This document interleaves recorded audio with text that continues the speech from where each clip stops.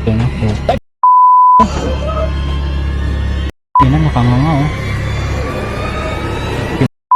Video, ang i-reaction po natin ay siyam na totoong Japanese video na nakakatakot at nakakakilabot. Most terrifying Japanese video.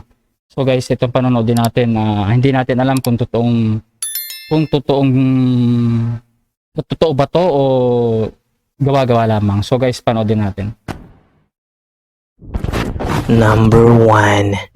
Hindi malinaw ang pinagmulan ng bidyong ito, ngunit talagang mangingilabot ka sa mapapanood mo.